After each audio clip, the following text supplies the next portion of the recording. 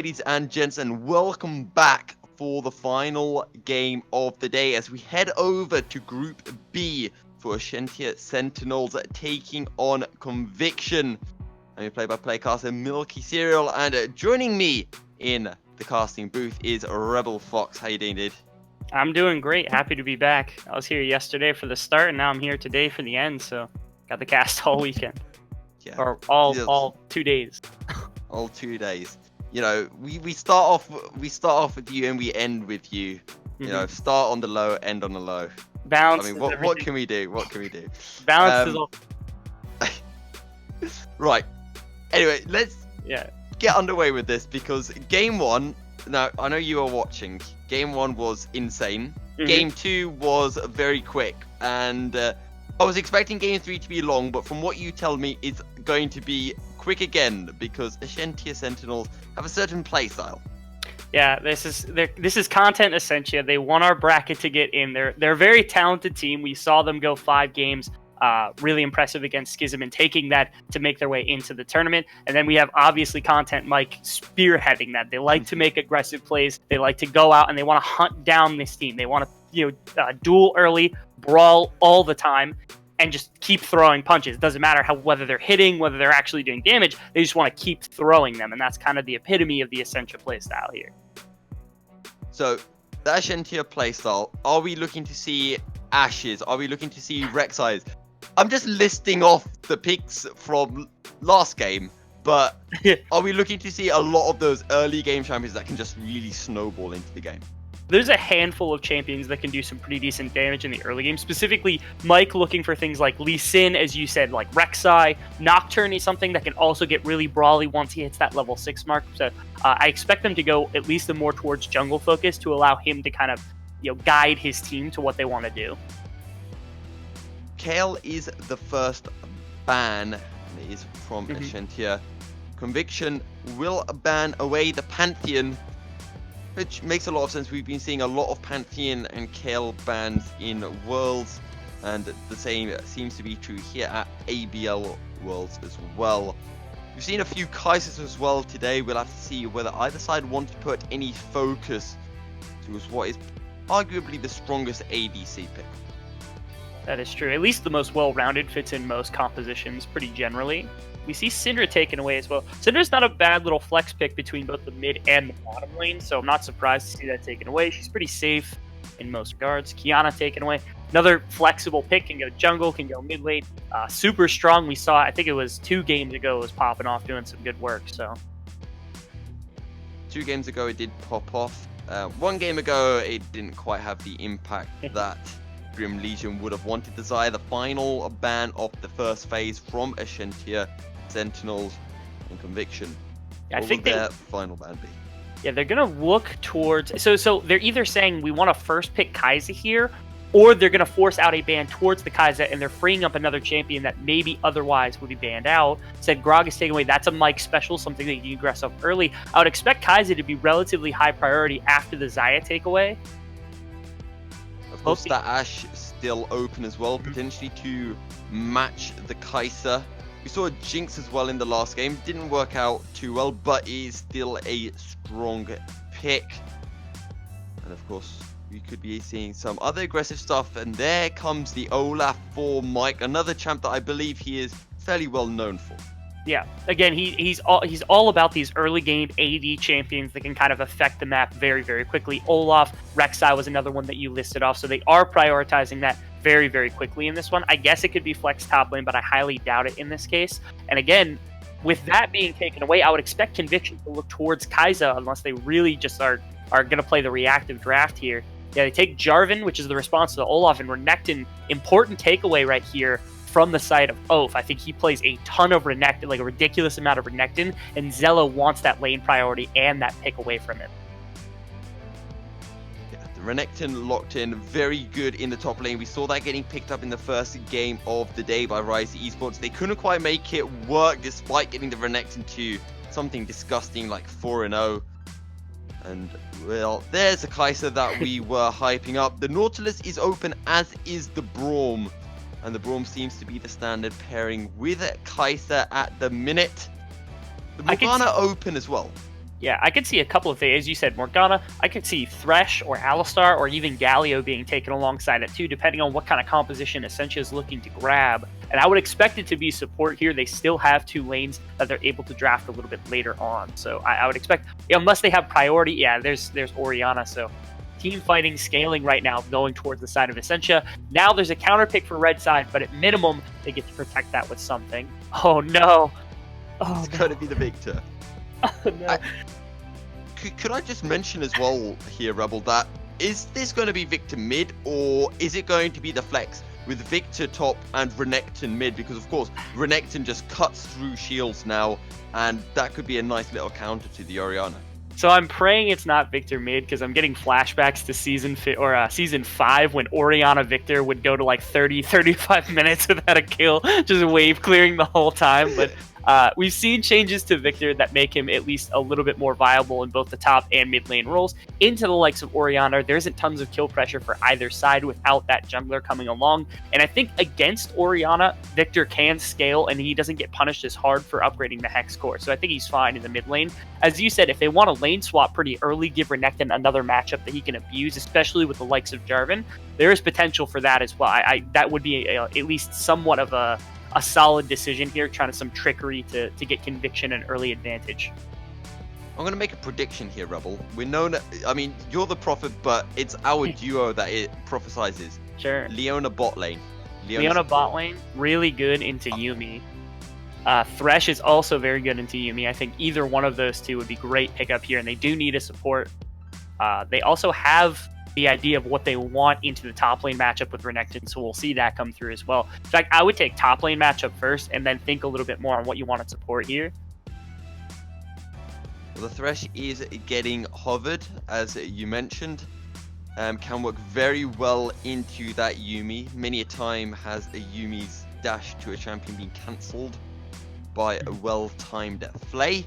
The Thresh will get locked in, and Ascentia now have to decide what is their final pick. What do they want to be playing into that Renekton or Victor? And it's a good team fight at the minute from Sentinels, and I kind of hope that they stick with that style of play.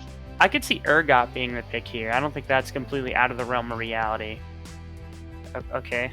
Maokai. I don't know if that's actually great. Like, again, it's funny because like 3 seasons ago that would have been an average pick, but yeah, Maokai's Urgot. Yeah, that is an Urgot pick actually. That makes a bit more sense, and a strong bruiser to match into this Renekton in the top lane. Mm-hmm. Now the question is, what do they want into the likes of Kai'Sa, Thresh? I could see Lucian coming out here. Lucian Yuumi is actually super good combination. Is also potential for Victor to be flexed down to the bot lane, but I don't think that's going to come through. Ooh, they're running. Oh, yes! Let's go! Let's go, ladies and gents. Garen Yuumi. I've seen Garen... Obviously, we've seen Garen Yuumi a fair bit in just standard games, in Worlds. But I don't actually know what counters it. Like, how do you have to play to stop this Garen Yuumi? So, Garen Yuumi reminds me a lot of when Sona Taric, Sona Tahm Kench, that kind of thing came into the meta. There's a ton of ability to make it just destroy, and there's also a lot of wiggle room to just fail on it miserably. I think where that comes in is, A, your ability to play Garen, which isn't honestly that hard, but team fighting with Garen is a lot harder to manage for a lot of people. It's a reason why you can't play him top lane consistently at a professional level in a competitive game, something like that. Yuumi amplifies what Garen does super, super well. The speed up, the healing, it keeps him in lane longer. The Q is a ton of damage and allows Yuumi to build very, very aggressively because it's not likely that Garen's just going to get popped and die like a traditional ADC. And her ultimate can also help lock him down, and Garen, of course, has the execute. So the two of them make a perfect pair. But the application of Garen as a champion is where this becomes difficult. In the bot lane, you can still get harassed out. You are a melee champion into a ranged champion of the Kai'Sa and the Thresh, so you're going to take some abuse early, probably lose out on some farm. And then if you don't really get going, you're still just a Garen. You're still just a melee champion who's probably not going to build a ton of AD in the bottom lane, so it becomes difficult to see where the impact can come in. Yeah, and of course, patch 9.20 as well now. Garen has been buffed a little bit, which makes this Garen Yuumi combo even more potent. It does free him up to build a little bit more aggressively.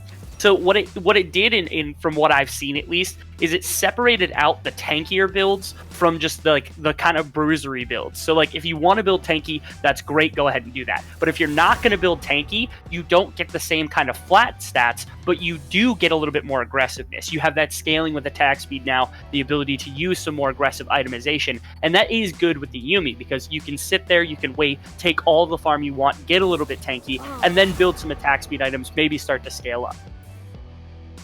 I want to go back to, well, as we are in the champion picks and bans, it looks like Oath will be playing the Urgot, and Zello, top lane Zello, will be on the Renekton. So your darkest fears have been realized, Rebel. It is Orianna Victor in the mid lane. Going back though to Mike and Georgian, because both of these are on early game junglers. Where do we expect to really see them across, the first 15 minutes? Yeah, so I think all the lanes are in relatively similar states in terms of like how they would interact with one another. Urgot versus Renekton, Urgot's got some advantage because he's the range champion in the early game, but Renekton, of course, is stronger early, just out of necessity for his kids. So Urgot versus Renekton is kind of tough to gauge because we haven't seen Oath on Urgot versus Zello on this Renekton pick. So it's kind of a coin flip at this point. Orianna Victor, again, that's more of a scaling lane. They both want to get items, want to wait at least a little bit longer. Both of them do have some kill pressure with the jungler, especially the likes of like Olaf if he has the ball on him when Orianna runs in, or if Jarvan's able to lock down the Orianna, the ultimate from Victor is going to be super, super good. Bot lane's a little hard to gank if you are the J4, so expect him to stay more towards the top side into the Orianna, the Urgot, that kind of thing. And look to gank against like Garen Yuumi from the side of Mike. There's a way to get this Kai'Sa ahead to make sure that this Garen Yuumi isn't just doing all the things it should be doing. But don't expect Mike to just stay in bot lane. He can hit every lane consistently. He just has to find the right timing. We'll have to... Actually, something that I think interests me a lot and could lead to a lot of explosive plays is both sides picking up these 3 teleports. Yeah. And of course, with the Yuumi, the Garen does not need to take the heal. He's able to pick up that TP, but with Samso taking that TP, we'll have a little bit less dueling power in the bot lane. That is correct. Yeah, what's important about these triple TP from both sides is like I said, a lot of these lanes are pure coin flips. Like Urgot versus Renekton isn't super defined. Orianna Victor isn't super defined. Even like the Kai'Sa Thresh into the Garen Yuumi isn't super defined. One solid teleport from any of these players in the right position can completely turn a lane on its head. So like Kai'Sa Thresh, they get one good hook into Garen Yuumi, and Renekton, or my apologies, and Urgot gets on top of them. They get a double kill. The game instantly becomes a lot different because now Kai'Sa Thresh has the pure advantage bot lane, and if Urgot doesn't get punished too badly on the top side, that's a really good play. Then again, it's also a double-edged sword. If you teleport into a bad play, lose anyway, the other lane gains a lot more. So they have to pick and choose which teleports they need and which ones they don't, and having 3 on both sides allows them to make a mistake or allows them to kind of be more aggressive with the first one and then pick a new fight a little bit later down the road without being just purely punished in macro. As I like to call it, if you make a Huni teleport to your death. But I think what you said, brings us back to this jungle matchup and how important Georgian and Mike are going to be. Once again, both of them on early game junglers, and whatever they do is going to completely dictate the pace of this game. Yeah, I do think the advantage that can be had is like Olaf is typically more of an early game jungler. He plays a lot more warrior style now. He is not really back to that Cinderhulk style yet. Jarvan can go a little bit more tanky, but his composition really isn't massively great at late scaling. You have Garen as a damage healer, Renekton as a damage healer. Victor's your primary late game damage in terms of like what he does. Yuumi, of course, does a ton too, don't get me wrong, but like in terms of pure damage output, Victor's going to be your main late game. But now on the other side, you have Urgot's ultimate, and then you have Orianna and Kai'Sa. So there's plenty of late game damage to come about from the side of Ascentia that you have to watch out for. I do think Mike's got a little bit harder of a way to go about than Dorjan does in this game. So it's up to Dorjan to try to take advantage of early game advantages, get this Garen rolling ahead of time so they can win skirmishing fights instead of having to rely on the 5v5. Well, we've got a Garen Yuumi, which has probably been the most popular pick in the world so far. We're going to have to see whether Conviction can make it work out for them. We're going to be heading into a short break, but we'll be right back with a third and a final game of the day. So do stay tuned. We'll be right back.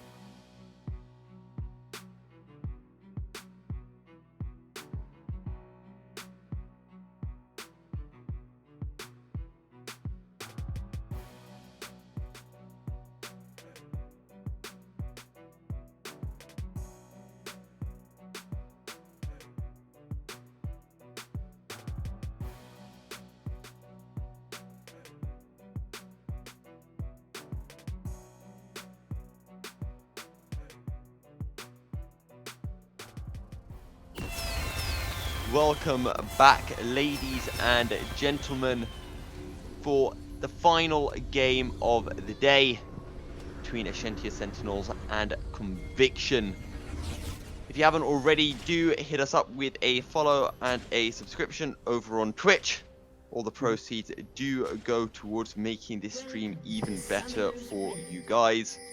And I believe there is a contest running as well, so if you want to place your bets on whether you think Ascentia Sentinels or Conviction will win, you will get points, which you pick up from watching more and more content on the streams. However, heading straight back into this game then, Rebel. Victor, patch 9.20. We've had some changes, almost a rework level of changes. How has it really affected his playstyle? Yeah, so the first thing, I think one of the bigger changes to him was obviously like the changes to his hex core to make his entire kit basically have a Rhyalize for free. Really nice. But a bigger one is also the Q. The Q used to be based on a percentage of his mana. Now it's flat, and it's higher in the early and mid game. So it's really nice for trading individually with that Q. So I wouldn't be shocked to see Q Max here come out. That's typically why some people run Phase Rush, or because you can proc it 2 abilities in once and then immediately throw your E. You see it right there. Yeah, Q Shield immediately wins him the trade against the Orianna. Oh. Meanwhile, the Death Sentence will find its mark onto Jelly Jack in the bot lane. Yeah, pretty nice hook to start that off. But again, Garen, a little bit bulky, especially with the likes of the Yuumi coming out. It's kind of hard to deal with that early on here. That Yuumi just weighing him down means he can't move quicker to, you know, dodge those skill shots like that Death Sentence. That's got to be it, yeah. What is it, like a 5-pound cat that's weighing him down? So yeah. You know, he says he can lift the world up, but Yumi's heavier than the world. Maybe it's just a really dense cat. Ooh, okay, Dorjan here in the top lane, flag and drag flashed away by Oath, and here's Mike potentially looking to turn things around. The Undertow won't be able to find a spark, but the second one will. The dash forward and the shotgun legs not going to be able to find any damage. Oh! And that's another dredge line. It's onto the Yumi. The play comes through. And it's first blood as the ignite ticks down. And we talked about the Thresh counter pick into Yumi, and straight away it proves it dividends. It pays dividends. I mean, that's part of it right there, but you didn't expect... I don't think that's as much an outplay. It was just like a miscalculation by Dog right there. He throws in. Yeah, we can take a look at this. This is an amazing little hook setup into this. Yeah, you would see normally that like the hook wouldn't hit anything because it was behind minions, but because of the angle of the camera on Summoner's Rift, it sneaks by that bottom minion and grabs Yumi as she jumps out to try to auto under the tower. This is a really nice hook from Dano, but honestly, I think it was just Dog not expecting it to come out. Well, it did land, and Dog not looking very good after that one. Also, in the mid lane, bit of a trade coming out as Rough Beans looking a bit worse for wear as another dredge line finds its mark, and the death Dano. Yeah, Dano really coming out with those death sentences in this game so far. Calling him dredge line. This isn't. I know Nautilus is burnt in your brain probably after the last few patches, but this is a Thresh, not a Nautilus. Wait, did I say dredge line? Yeah, okay, TP coming through in the mid lane. I'm going to pretend like nothing ever happened. Mike on Re10. Jellyjack is here. The judgment will follow. Yumi healing up. Re10 just about survives. And Jellyjack finds a kill onto Mike. Yeah, and that's the benefit of having all these TPs. You see that play set up really, really nice. Now, Jellyjack, he would have been pushed in under his tower anyway, probably lost a little CS. Now he's walking away with a kill against Mike here. It was really close for Mike. He almost traded back onto the Victor, but Darren was there just in time, able to put out just enough damage to bring him down. So nice response there from TP from Jellyjack. 1 kill to 1. The gold is perfectly even at the moment. 30 seconds until we get our first break of the game. It's a flip coming through from over onto top lane Zello. And a good corrosive charge just to finish off that trade. And it will. I'm curious to see whether Re10's actually going to back here. He's been low for quite some time. Orianna's low on mana, but has a lot more health than he does right now. Like I said, my thought is like if he backs and then immediately TP's back to lane, they could maybe set up a gank with Dorjan. They're looking to do that anyway. Dorjan's here. Flag and Drag will be able to find the knock-up. Gravity Shield not going to be able to find the stun onto Rough Beans. Rough Beans just trying to walk it out. He has a flash available. And the Dragon Strike will pick up the kill. Yeah, he had no mana either. That was the issue. I think Rough Beans was trying to get one last shove in onto Re10 here to make sure he could get a nice back off and like have Re10 stuck under his tower for a little bit longer. But instead, the reset comes in from Dorjan to bring down Rough Beans to reset this Victor and allow him back timing instead. So nice response there from Dorjan, knowing when to gank to help out his lane. Also, I'm not sure if you spotted that, Rebel, but Dano had walked all the way up to top lane and was just sitting in the top lane river brush, waiting for a potential moment to go in onto top lane Zila. Yeah, sometimes you take these calculated risks as supports on these roams, and this one didn't happen to work out. Although Kai'Sa's not under a ton of threat, as long as she doesn't get caught by an errant Q from Yumi, it's really not a terrible place for the Kai'Sa to just exist in the laning phase. So, you know, not much of a threat there. It's kind of like Ezreal. Like, if you leave an Ezreal in lane, you're not expecting him to die because of safety. I think Kai'Sa, in this case, can be treated as at least similar in that fashion.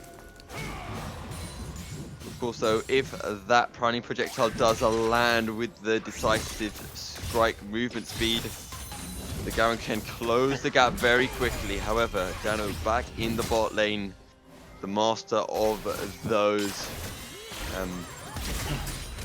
Individual death trade. sentences. Yeah, he's hit quite a few of them in this game. It's actually pretty impressive. Again, he's an avid Thresh player, so it's not shocking to see him talented on this. So Dorjan's sitting around mid lane again. It's just expecting, again, this is a lane that they can abuse as long as Victor has some pressure and they can get you know, Jarvan into the thick of it. But unfortunately, Rough Beans didn't burn his flash last time, as we said, so we'll have to worry about burning your ultimate in exchange for that flash first. Yeah. And, you know, we talked about in the drafting phase how this jungle matchup would dictate the pace of the game. Mike's been taken down once, and Dorjan has been able to have just a little bit more early game presence, especially around, I feel, that top side of the map. And of course, that one kill in the mid lane as well.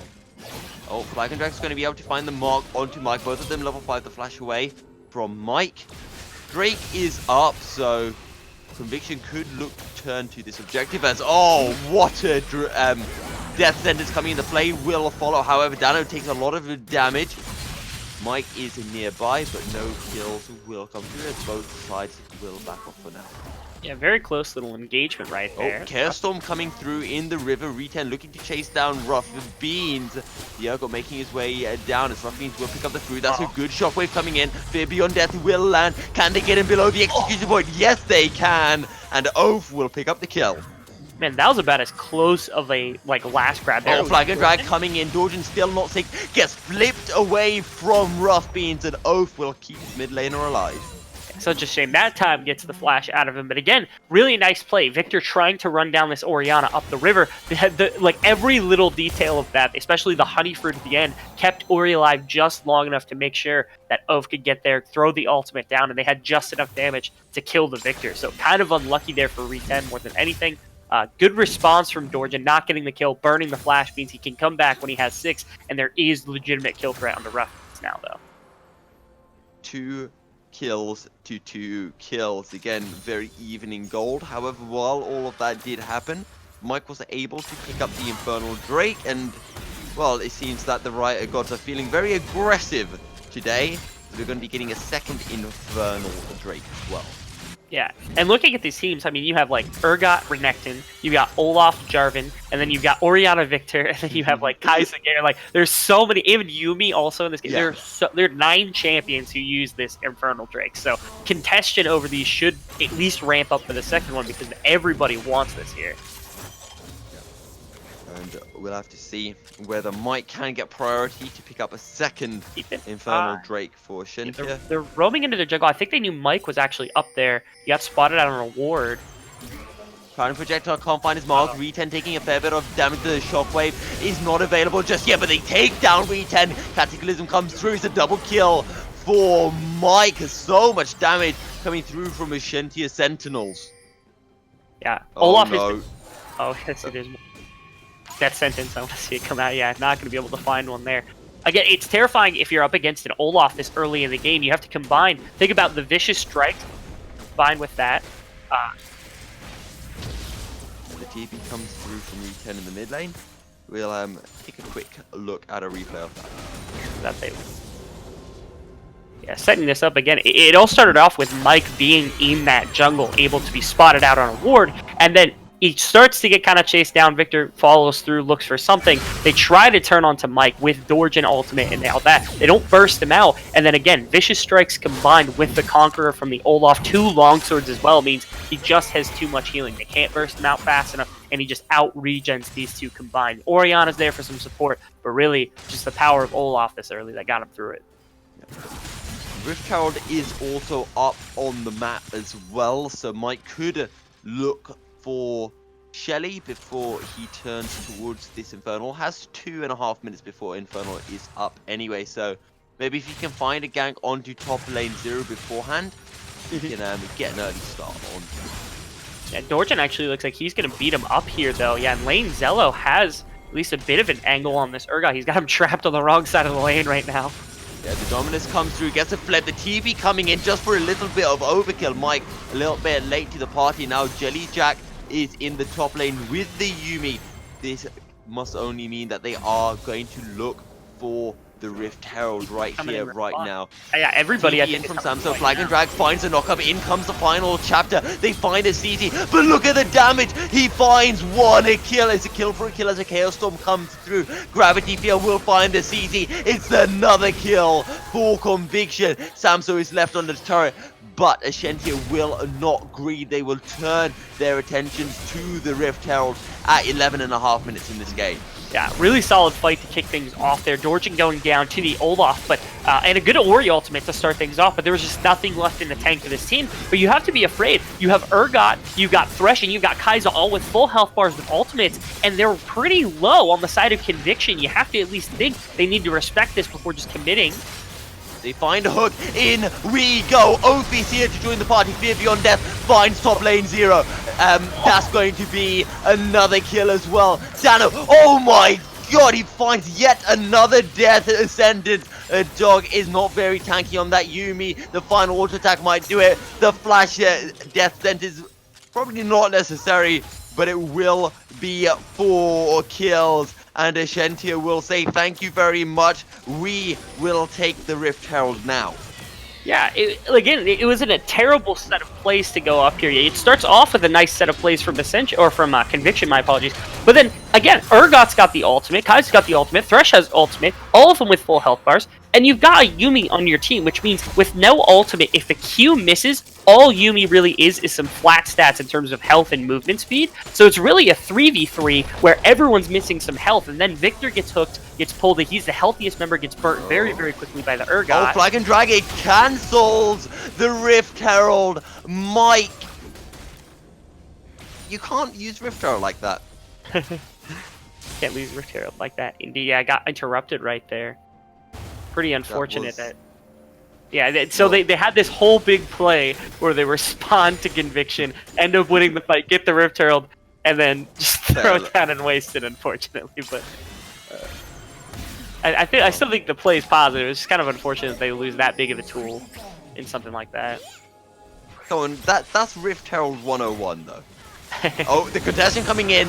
Dorjan will not be able to find the smite. Still flashes out. The final chapter coming in. Dorjan taking a lot of damage. Rough Beans picking up the kill. The death sentence, not the dredge line, finds Jelly Jack, who gets taken down. Meanwhile, Dogger finds another little car for him. However, that car might be dying, as the death sentence won't be able to find his mark in the mid lane. Outer turret getting very, very low. That is another one fight here around an objective for the side of Ascentia. Shocking. Again, so right now, Yuumi, when the ultimate gets burnt, it's just not showing the same kind of effect that you could have on different other supports in this particular case. Zello is just kind of weathering the storm against Urgot too, so they don't really have pressure across the map for the most part. Look at that CS difference in actually not only the bot lane, but the mid and top lanes. Just massive discrepancies across the board. The flip coming through in the bot lane. Fear Beyond Death has landed, as that's going to be a corrosive charge coming through the top lane. Zello will not fall below the execution threshold. Yeah, nice use of the ultimate from Zello. He wasn't in a ridiculous amount of it. I think 1-2 errant autos would have been necessary in order to actually bring down Renekton there, but fortunately uses the ultimate out of respect just to make sure he stays alive there. Also, I have to give you some commendations here, Milky. Not once have you made a joke about dog playing a cat in this game, so... Do you want me to make a joke about that? I figured you hadn't realized it yet, so I figured I'd point it out so that you could think of one by the time the stream's over. No, I shall refrain from doing that. I'm not gonna lie, I have been tempted to do something with Oath, but I have steered clear of that one. Dorjan, he has vision on Mike, but he's playing very aggressive. The turret will fall regardless, and Ascentia might look to potentially turn this around onto Dorjan, but they won't get too aggressive just yet. Everything is in favor of Ascentia right now. 6 kill advantage, 6k goal lead, 2 Infernal Drakes, and 2 turrets to 0. What is the way back in for Conviction here? Again, so I think the reason that they're failing so hard right now, or at least kind of struggling to get anything on the board, is that they're playing in such a way that like their damage is not able to be used whatsoever. They're playing constantly into these fights where Mike gets to actually auto attack the whole time. They don't have any sort of zoning pressure whatsoever from the Mike. Victor still needs the rest of his Hex Core before he starts to get CC, and that's the rough place they've been in, where, you know, Mike is able to do some damage, and they fought around him pretty consistently. They need more damage before they can start taking fights like this, because they need to get Mike out of the fight before they can continue through the rest, because he's going through their CC, able to do a ridiculous amount of damage on the Warrior Olaf right now. Oaf is doing a pretty good job, but he hasn't been in the majority of the fights. To me right now, Mike is where they're playing around on the side of Ascentia. Conviction needs to play around the opposite of it. They need to play around not Mike right now, set up plays away from him so he can't just run in and start auto-attacking and winning fights single-handed. Yeah, also actually I want to bring something up here, because when you look at the dog, because whenever you, this is my understanding of Garen Yuumi anyway. Yeah. When you go Garen Yuumi, their Yuumi is your carry. You go for that Luden's Echo, you go for that Rabadon's, you don't go for what Dog has actually picked up, which is that Athene's Unholy Grail. That's correct. Yeah, a lot of the damage. So, like, again, Garen shouldn't really be dying for the most part, in a lot of senses. what this would tell to me is, like, if they wanted to do something like this, I pointed this out to you earlier before the game had started, was fleet footwork on the Garen. What that points to me is a super defensive Garen build that, like, you can get, like, aggressive with the Yuumi on. But they're doing the opposite. What they would want now is a carry style, like, Garen with a supportive Yuumi so that you can do more damage with the Garen. That fits what the new Garen does, but he also went Black Cleaver first. There's plenty of items that you could go that's a lot different. You could go something like... Oh, we gotta see my action break down. The engage might be coming in. Dorjan is here. I don't know if Ascentia have actually spotted him out. They will have vision on him now as a final outer turret will fall in the top lane as Ascentia slowly making progress. Slow but steady progress as they push down the map and they get more and more vision control. We're going to be getting an Ocean Drake coming up in half a minute as well. Yeah. And again, every time you see them make a Mac movement around somewhere trying to put on a pressure point, Mike is the one that's spearheading. He's the one furthest up. He's the one in the face of the enemy right here in Conviction because they know he can, my apologies, win most of these fights for them, combined with Rough Beans and whoever else is there. It's not like Mike can 1v5 at the moment. With the rest of the team behind him, he has the resources able to do this. So they're paying respect to Mike by just backing up, giving what they need to. They need to put their foot down eventually, but I'm perfectly fine with them giving away the outer towers here. 3 towers isn't much. An Ocean Drake is fine at this point in the game. I don't think you have to worry about that. Just make sure you're not giving up the interior towers, Baron, anything like that, just because the Olaf seems strong at the time. Well, there are 2 Infernal Drakes over for Ascentia, and there potentially 2 Ocean Drakes as well. Ascentia have already picked up 1, and the next is going to be an Ocean. Hence why there are going to be 2 Ocean. However, the dive are potentially going to come in, but TP will force Ascentia backwards. Ooh, the red line can't find its mark. Predicted the wrong side. Because obviously when you TP down, you can end up on either side of the turret, so... Oh. Yeah, I see. Yeah, that makes a significant impact there. We do see they're making another rotation towards the mid lane here. Oh, it finds its mark. The play comes out. Out comes the box. Thresh will sacrifice his life. But is it all in vain? Might take so much damage, but it will be a 2-4-2. Potentially a bit too aggressive from Ascentia there. And I think Conviction may be fairly happy with that trade. Yeah, I'm going to tell you right now, 10 minutes down the line, if they take that trade again, they'll take it every day of the week. That's jungler and support for both damage dealers on the side of Conviction. Like, the Victor and the Garen, gone.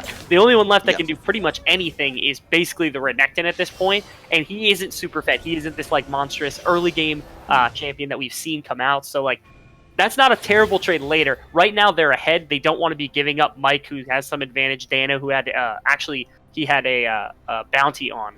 So they got the bounty back. But yeah, again, 10 minutes from now, if they can take the same trade, that's really good. Right here, probably negative for them. Yeah, and actually going back to what you were saying about top lane Zelo on this Renekton, you know, if he can get an early game lead, yeah, he's going to be massive. But Oath, 3, 1, and 3 on this Urgot, has the death stance, is making his way to both the Thornmail and what I would assume it is a Black Cleaver. Yeah, he actually doesn't have a black. He is a Caulfield. Sorry, not Black Cleaver. Yeah. Yeah. Yes. I don't know what he's planning on doing. I don't know what the Caulfield. Oh, no. That's another aggressive item. I think an important aspect of this is right now Zelo doesn't have a completed item at 21 minutes. He's got the Tiamat, he's got components of the Black Cleaver, so he's very close. And then he's got Ninja Tabai and Bramble Vest. He just has kind of this junk drawer of items, nothing completed at the moment. So despite the fact that he's not, like, he's about 1,000 gold down, most of that is due to, like, some of the excess gold that's been picked up from Urgot and side lanes, towers, things like that. But no completed item means he's losing some of that power. Some of that power is just not in him right now because he hasn't completed anything yet. 21 minutes in, still a 6k gold advantage for Ascentia Sentinels as they try to push more and more and set up vision control around Baron. Both Oath and Zelo have their TPs available, but Rough Beans and Samso have theirs, whereas V10 and Jelly Jack do not, which could prove to be a very important difference in the upcoming battle as top lane Zelo. We need to go and we'll get off a decent trade, and that's going to be the Prowling Projectile finding Rough Beans, who flashes over into the Baron pair. Dorjan won't be able to follow up, but here come Ascentia Sentinels looking for the collapse. Dorjan might be the focus. This is where they need to find the death sentence, but Dano cannot find it. And there will be no further chase, but they will be able to push Conviction back. Yeah, so rough situation to be in. Jellyjack and Re10 are full health here, so they should be able to at least stand under the tower, but they can't really move forward without being punished, at least in some way. Maybe set up a siege out here outside this tower. I just don't know how well it adapts here. Place now, Mike.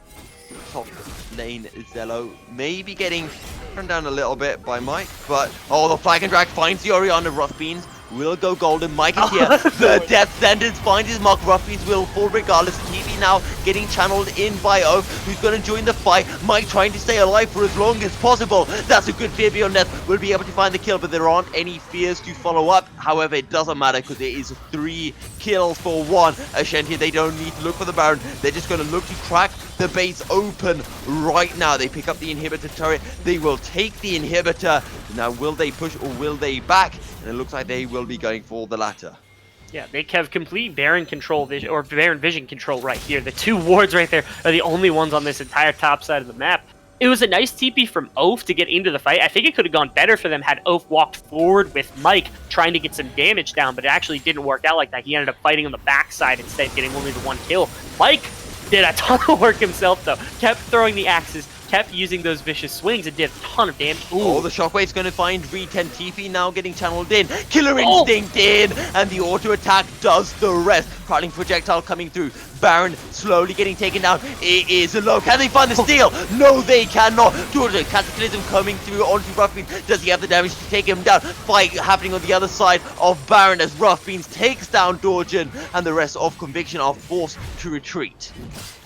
Yeah, solid attempt. You have to at least commend them that they're willing to make an attempt for that Baron, but Dorjan probably should have just EQ'd out the back of the. I think he had his Q back up. I'm not sure if he had the E back up quite yet, but nice pick off from Rough Beans. Also, Victor was the one way they could have maybe contested for that Baron in some way, because he got picked off early from Rough Beans and Sam, so they had no contestation. So nice job by them. Nice use of the Ori ultimate to make sure that pick comes through. And the waves slowly crashing in onto Conviction's base. 5 of 4. I can't remember if Conviction picked up a kill. Have a Baron buff for Ascentia. They pick up the 2nd Ocean Drake as well. We're going to be getting a 3rd Infernal, and you have to feel that if Ascentia can get their hands on that, it's practically a game over. As Dano just setting up some vision in the bot side jungle. As Ascentia look to collapse and pick up their 2nd inner and then inhibitor turret. Looking to push forward this advantage. They have Baron. They have very, very strong Sam. So, and the rest of these here, even the Oriana is very strong at this point. 307 on the Kai'Sa. 3 items in. Compared to the Garen's 1.5 items, that's pretty darn big. I would agree with that. Let's see. Something funny I want to point out before anything else breaks loose is, remember how we were talking about how a Caulfield doesn't build into a Black Cleaver? Yeah. Guess what he bought outright?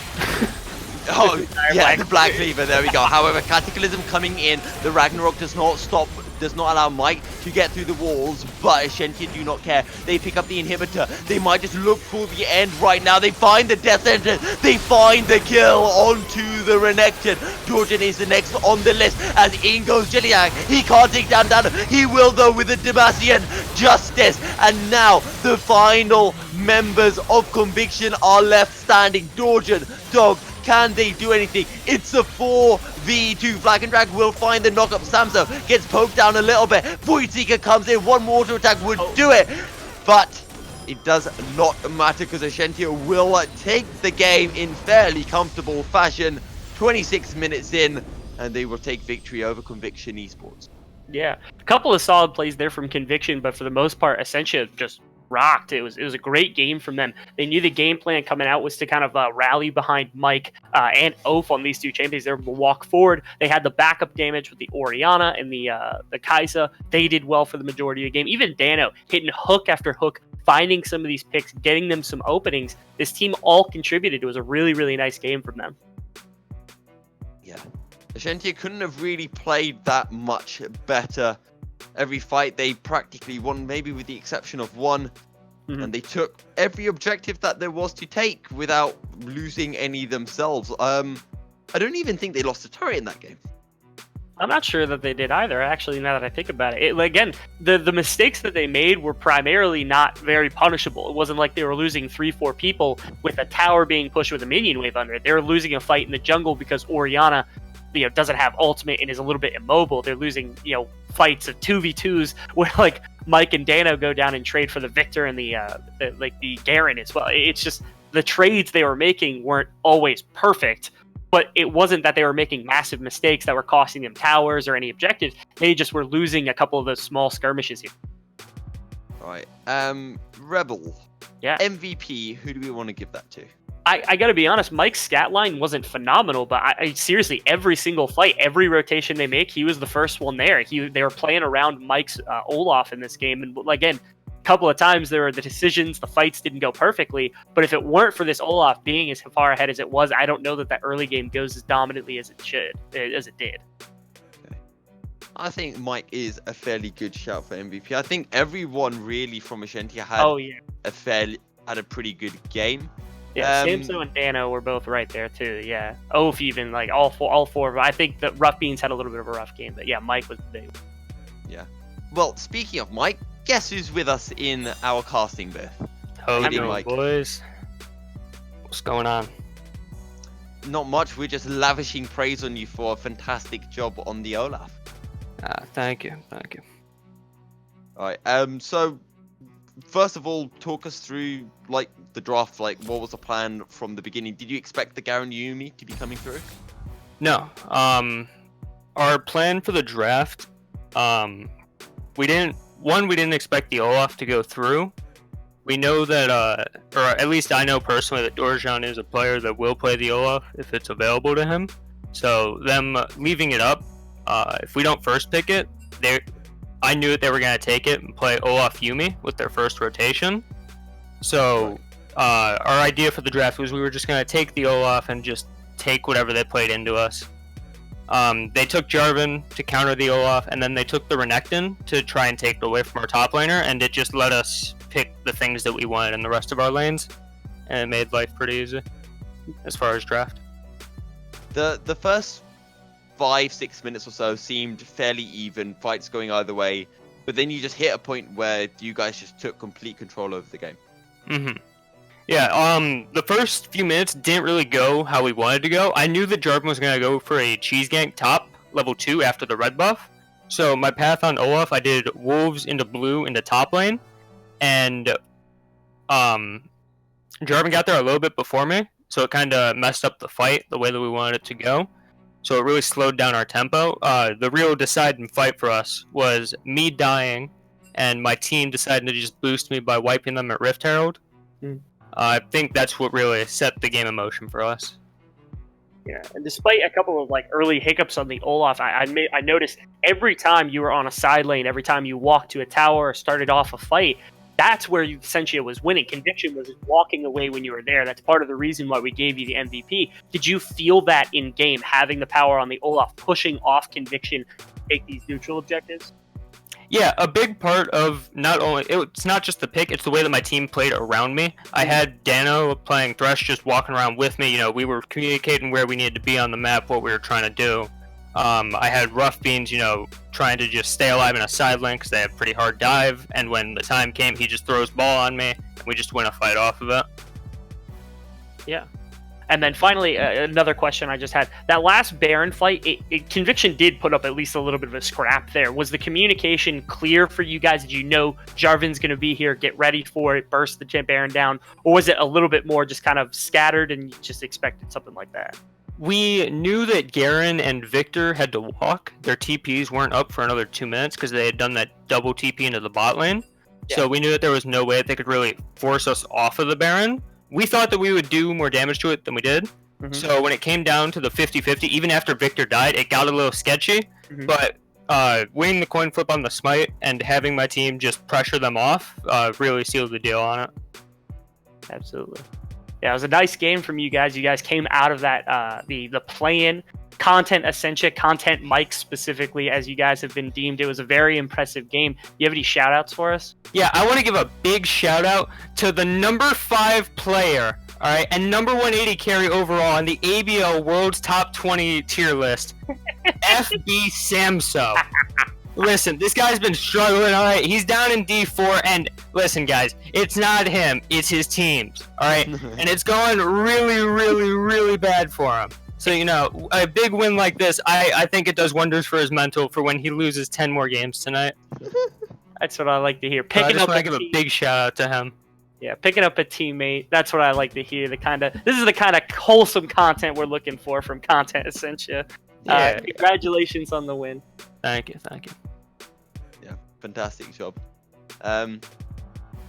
Right, so I was expecting to say it's been a pleasure having everyone. We'll see you next week, but it appears that we have one more game for you guys this evening, and it is going to be the second game between Conviction and Ascentia Sentinels, if I am not mistaken.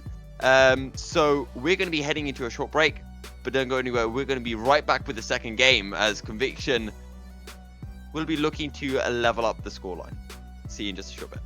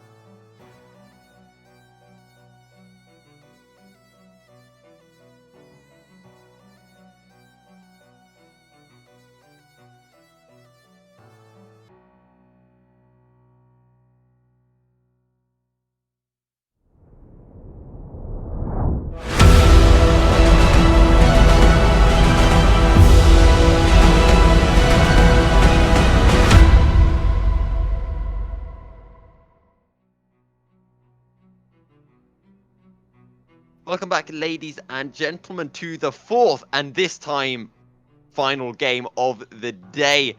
We're back in Group B for Ascentia Sentinels versus Conviction as Ascentia look to join Crown Esports at the top of the standings 2-0. Rebel, I want to say it was a close game, but after about the 6-minute mark, Ascentia had full control. Yeah, that they did. Again, this is a highly aggressive team. I think they played to that style in this game.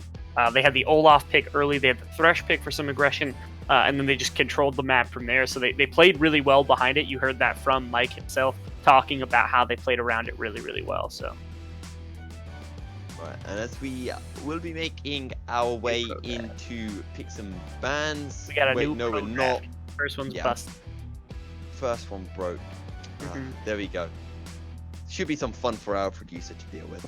Right. Anyway, so Ascentia looked really strong. Are we expecting to see a second win from them, or do you think Conviction have what it takes to, step up their game and take it to Ascentia? So the reason why this game's a little harder to read than last time is just because of the fact that, again, Ascentia played so well to the composition they built, but this is right afterwards. We have to expect that with a side swap and with the information from game one, that Conviction is going to be able to change up at least the idea of what they want Ascentia to kind of take. They can adapt bans, things like that. Specifically, since they're on blue side, we've talked about this. Olaf is potentially the first pick for Conviction, and then they take Yuumi with it to play Olaf Yuumi. It's a super strong pair as well. It's not a bot lane pair, but it certainly is two champions that work very well together, so I'm curious to see whether that's the adaptation. Actually, we see the same bans as we did last game with Pantheon, Kiana, and then we see Kale and Syndra as well. Gragas as well. Yeah, they haven't actually changed the ban yet. Yeah, we'll see whether Ascentia want to put some of that focus onto the Olaf, and they will pull it out. Not expected. Again, Conviction, they talked about it. Olaf likely to be the first pick. They could have also done Yuumi maybe if they weren't really terrified of it. Xayah might be the first pick here. The question is, does Ascentia want to run Rakan? I think is where we have to make the question of. I don't know that they run Rakan very often, so they can maybe get advantage. Yeah, my thought was Caitlyn Morgana. It's not a bad pickup. Yeah. And of course, Morgana has a bit of a natural counter against that Rakan anyway, so two power lanes coming in from both sides. Well, it's a power lane at the moment from Ascentia. We'll have to see whether they're still sitting on the idea too. There's not even Caitlyn Morgana. Yeah. So I don't know that they take Rakan here. They could actually, knowing that it's Caitlyn Morgana, they have the Xayah who's strong enough on her own. They could maybe look for a support that works a little bit better. I'm not sure who they would opt for in this particular case. Morgana's kind of a tough nut to crack. Karma. I don't know. Is Karma even... Karma got destroyed with that buff. Yeah. Ooh. Oh, okay. It might be Swain support. I'm getting ahead of myself. It might be Swain. No. I think for some reason I find that Swain doesn't get counted by Morgana at all. Like, he just has to never move up so frequently, and of course the passive. But we'll have to wait and see. Ooh. Okay. Dorjan is a super good Kha'Zix player. That's exciting to see. So that's a top tier pick for him right there, is having that Kha'Zix pick come in. Kha'Zix is locked in for Conviction. We'll have to see what Mike wants to play against this Kha'Zix with. Yeah. We talked about the Lee Sin before game one, and you've got your Lee Sin Rebel. Yeah, that's really nice. Again, that it's like the epitome of what Mike likes to do. He likes to make big plays, those highlight reels, have those kind of things. And Lee Sin's highlight reel champion. You got the flash kicks, you got ward hops, you got nice fun ways to dominate the early game. Not bad into Kha'Zix. He can at least duel him early, has a lot more, at least easily accessible ganks as opposed to the Kha'Zix. A little harder to find those purely as the bug early. So I hope to see Mike get really aggressive, like even more so aggressive than last game on the block pick. I'm not sure if you're looking at this, Rebel, but the lobby chat is amazing between Mike and Dorjan right now as they're just BMing each other. He's gonna pick Dinka. Dorjan. Yeah, he said he predicted it. He said, apparently Conviction, Dorjan said, he's probably gonna pick Lee Sin, give me Kha'Zix. So yeah. Dorjan predicted this Lee Sin pick ahead of time. That's kind of funny. There you go. So, I mean, if he fails on this Kha'Zix now, well, I feel that we have earned he has given us the right to rip into him for it. Yeah. I want to see, really quick, I want to see an Urgot ban here. I think Renekton and Urgot are two of the better champions for Oath here. And it did super well last game. So I'd like to see the Urgot get banned now. Go ahead. There you go. The Prophet Rebel Fox strikes once again. Right, so we'll have to see what the final couple of picks are. Mid lane and top open for Ascentia. Make it just the mid lane, as the Kennen will be locked in for Ascentia. And I guess we're going to be getting confirmation now on whether that is a Swain support or not. Aatrox. My thought is Aatrox or Mord. Aatrox isn't bad in terms of scaling. Mordekaiser can pull Kennen into the Shadow Realm, though, and his ultimate means nothing. I'd like to see that, but I don't know if he's comfortable playing it in this matchup. Nope. The Aatrox will get locked in. I mean, we could still get a Mordekaiser. We could be a Mord mid. We could also be another support here if they really want to play some games. It could be another Victor as well. Oh no! Don't say these. Zoe might not be a bad pick into this composition. She could set up some picks from Kha'Zix. Have a little bit easier engage here for the Aatrox, things like that. Azir, that was a pick that was banned out in game 1. So will get picked up for Re-10 in the mid lane. And now Ascentia with the final mid lane pick. What do they want to play against this Azir? You mentioned, well, you said a Zoe would work for Conviction. Yeah, Zoe could also work into the Azir. They have a decent pick composition, and they could transition it into a team fight if they have AoE. Gallia would be a good way to do that. Vygar's yes, let's go. The good old Veigar coming in. Set up some AoE CC. Yeah, it's actually kind of like an old counter pick into the Azir because of the range that you have, the ability to scale up, especially after the changes that made him scale up infinitely with AP, things like that. It's just difficult for the Azir to try to make a massive play onto him if he plays it properly. So I'm kind of excited to see Rough Beans on this Vygar pick. Yeah, we'll have to see whether Rough Beans can be as clean on the Vygar as the Lakeside Gaming mid laner was. Also, this does mean, Rebel, that it is a Swain support going into the Caitlyn Morgana. Yeah, again, another pretty early prediction. It's difficult to see Swain in that role sometimes. We see him top and mid so often, being this kind of like juggernaut tank. In this bottom lane, he has a similar role, but it's downplayed a little bit. It's a lot more about scaling up with those the souls that he can get, the soul fragments he can pull, making sure that damage he can do to set up Xayah, especially for some of the feathers. It's really, really nice. But it is a lane that can be aggressed on. And of course, the Black Shield does counter a lot of what it is that Swain wants to do. So you have to keep that in mind. If you are the Swain, you got to pick your targets with this ultimate, or with the E as best you can against Morgana. And I want to talk about the teams more in general as well, because you've got an Azir for Conviction, you've got the Veigar for Ascentia. Both of these sides have fairly decent, well, pretty good late game scaling elements. Yeah, so I think what's important about this game specifically is that Conviction has a lot lower range. So Swain's relatively low range, Azir's relatively, he's not low range, but they're mid-range champions. Then you have Aatrox, Kha'Zix, Xayah isn't like a super long range ADC. She can do damage from decently far, but again, this is like a mid to low range damage team. Up against Caitlyn, Morgana, Kennen, and Vygar like zoning with their ultimates and the E, of course, respectively. So it will be difficult to get on top of this Ascentia team if you are any of them on the side of Conviction. It's going to be very unlikely. So what they have to do is fight around objectives, fight in the jungle, fight in smaller spaces, because they have easier flanking routes, they have easier ways, they can close off more space with something like Vygar E, but you can play around it a lot better because you know where it's going to go down at. So Conviction has to know that that's going to come out. They can't be fighting in open space. It's too hard to generate some of the flanks that you need to, especially with proper warding. I also want to talk more about the Conviction draft as well, because after that Morgana pick come out, Conviction, they haven't gone for any real engage. Like, okay, you've got the Azir ult and you've got the Swain never move, but I feel a lot of this is going to be coming from Kha'Zix and Aatrox on those flanks. So this Morgana, I feel, is going to be almost useless in some of the fights. The Morgana going to be useless in some of the fights. Like I say, so I think tracking Dorjan's going to be difficult, but the Aatrox has to basically run in on top of people. So one binding immediately shuts him out of the fight. Black Shield prevents the Never move from coming through. The idea also is like Swain can use the Soul Fragment as a way to CC champions, but the only CC they have available to them in any sort of instant way is Aatrox Qs and Azir ultimate. They also have Feather if Feathers are set up for Xayah. So it's going to be difficult for Swain to get those pulls without using that Nether move, and that's a super telegraphed move for Morgana to use the Black Shield. Again, I think it's difficult for this team to get on top. But again, Morgana afterwards, after all of that's come through, if they're on top of the team, all Morgana can do is ultimate, throw the Black Shield, and pray that they win the rest of the fight. But in keeping them away, Dano has a lot of like ability to express his skill in this game by keeping the Aatrox, the Kha'Zix, and then like Azir, Swain away from the fight as best he can. And we saw Dano expressing some of that skill on that Thresh.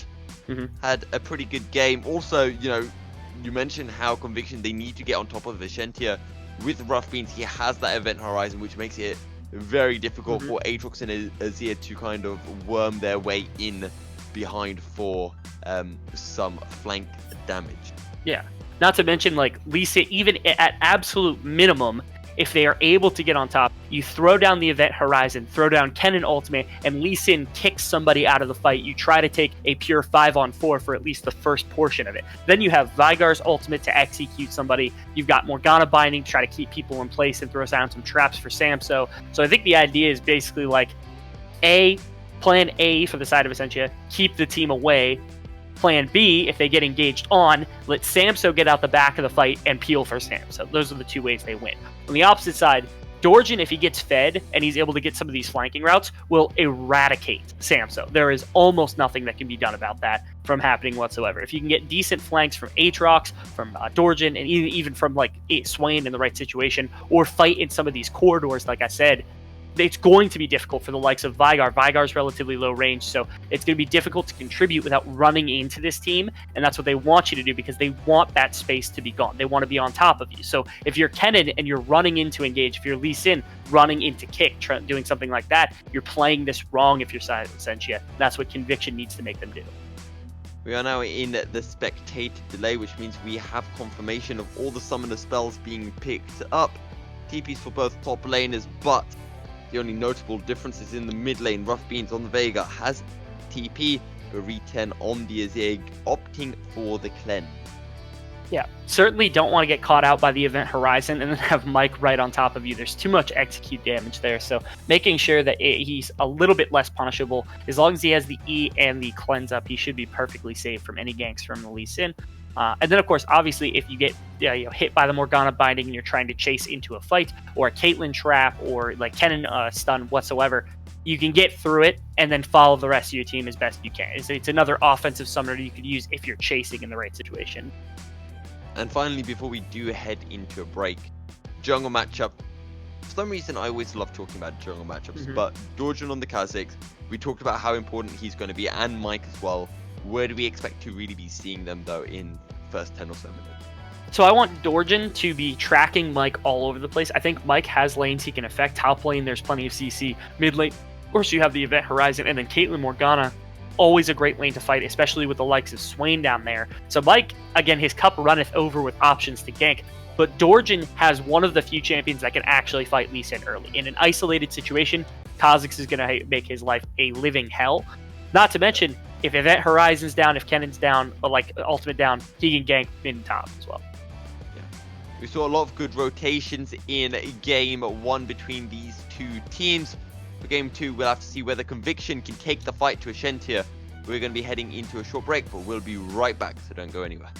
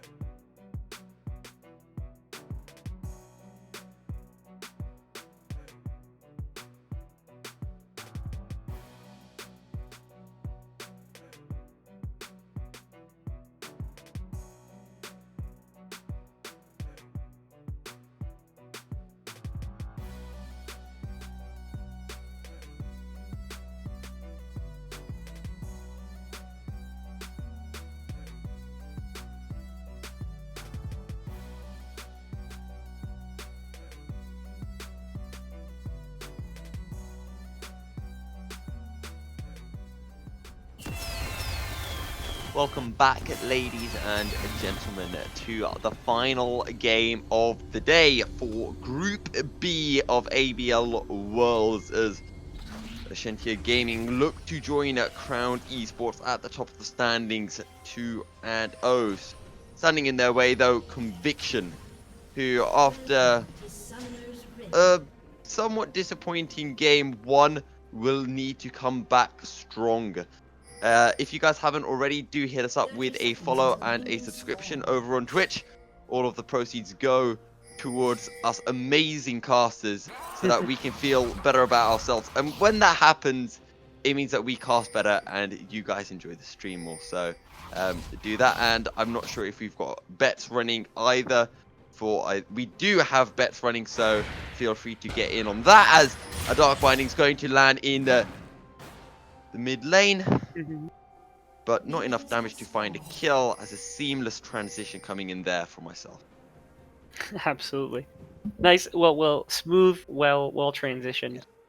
Yeah. It was perfectly timed. It just happened at just the right moment. As Dano playing very aggressively to put in some vision at the enemy red buff. Both junglers looking to start at said red buff. The one thing I do have to say, so it was a nice play from Dano to at least force out Dog back to his base, but it's not going to get punished all that heavily. Another really big caveat is the start of Q level 1 from Dano is kind of big. Like that could end up actually hurting them in the laning phase if he doesn't actually respect the E that can come out. And so if he doesn't have the Black Shield level 2 especially, that could be where the lane can kind of get scary for the Caitlyn. Meanwhile, Oath forced to lightning rush through lane, top lane Zella, who's just waiting in the tri-brush, and now he's looking a little bit worse for wear, as the Nevermove's going to be able to find his mark onto Dano, who throws out a Dark Binding in response. However, Samso is just unable to really find any damage on to Dogba. Funny thing is, the trade of those two abilities is like the longest CC trade between. You got like a 1.5 root and then another 2-second root. Oh, the Nevermove on to Division of Empire. Finds a fair bit of damage onto Samso. But Dano doing his work to always find a Dark Binding in response. I don't like that. So he started Tormented Soil as well. That's not good. Disrespect as another Nevermove comes in. The Ignite is ticking. Will Dog Flash go for it? Oh, there comes the Vision of Empire. And that is first blood going over to Dog. What did I say? I said you Samso had heal. He had heal. I understand. He wasn't expecting. He might have thought that that W was going to hit. That's a Samso misplay. But you cannot disrespect the Swain at level 2 by taking Tormented Soil. You can't do it. One Black Shield right there completely protects it. You don't have to burn Flash on Samso whatsoever. And he doesn't lose all this farm and XP that he just lost. That's one ability take. He can wait one more level for the harass that you would get from Tormented Soil. No, he must have the harass now, Rebel. You underestimate the power of the Morgana. Oh, Dorjan. However, there comes the Kha'Zix we talked about, Mike versus Dorjan. Dorjan, though, trying to get on the scoreboard nice and early. 1-0 for Conviction at the moment, as Roughbean's going to take a fair bit of poke in the mid lane and might be forced to have slightly earlier back than what he would have originally wanted. Yeah. Something to point out, I don't think we talked about this at the beginning of the game. There are Predators on this Veigar right now. He doesn't want to laning phase against this Azir. He actually wants to get out and about on the map. When he hits level 6 and has these abilities, he has a very, very easy capability of doing so. It's a lot of burst damage that can come out from an ultimate and a Predator proc from this Veigar, but it does make the laning phase a little bit harder for him. He actually started off, he has the tier 1 boots with Predator, and then he also has a Dark Seal to just try to get some sustain so he doesn't have to keep dealing with his Azir poke nearly as bad. Okay, so earlier today when I was casting with Swift, I was talking about how Lee Sin's now always go Conqueror, they never go Electrocute. Mike's gone Electrocute and Dorjan's gone Conqueror, and I feel like this is the wrong way around. Yeah, I think you could go either way for either. The reason why is, so like, Lee Sin's damage is very burst oriented, but if you give him Conqueror, you basically cannot duel him in the early game. You see, Black Shield was able to protect him right there. That's really good.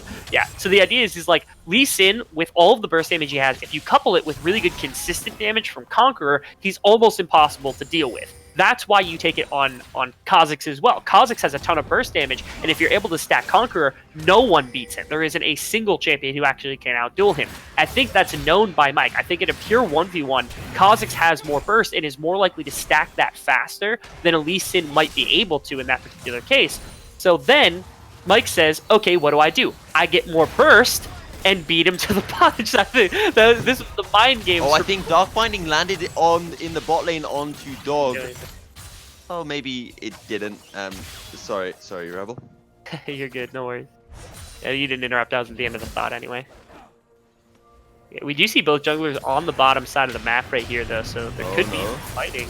Ooh, flash from the Dog. Dark Binding will come through, but it just does not stop the amount of damage coming in from Jellyjack, and this is what I was kind of referring to when I was saying that the Morgana just does not counter this at all, as I have unfortunately had to endure quite a few of these Morgana into Swain matchups, and it just does not feel very pleasant at all. Quite nice. Ruffy's getting aggressed on here by Re10. He has no mana left for the most part. Yeah, and neither does Re10 really to be able to get that Shurima shuffle to work. Rough means it does have the Primordial Burst as well available to it. So this is a rough place if you're Re10 to actually be. I think he wants to push this lane as fast as possible, but with the Predators, Veigar could maybe make it back to this lane faster than you'd expect. Does he have the proc right now? Yeah, he's actually got his Predators on right now. He's trying to get back to lane fast enough to not have to worry about it. Oh, he's going for it. He's going for his ear. Oh no. Oh no! Don't you dare cancel your buy. Oh, the cleanse is big, but the Primordial Burst comes through. And that, my friends, is Veigar with Predator. What are you doing, Re10? That was he literally ran up lane with Predators, walked through your minions, and he didn't react until... That just had to be him shopping at the time. Like, he was looking at his store thinking, what am I going to buy? What can I do against the Veigar? And all of a sudden, he sees the little Yordle just waddling onto his screen and blows him. I refuse to believe that Diamond players look at their shops while backing.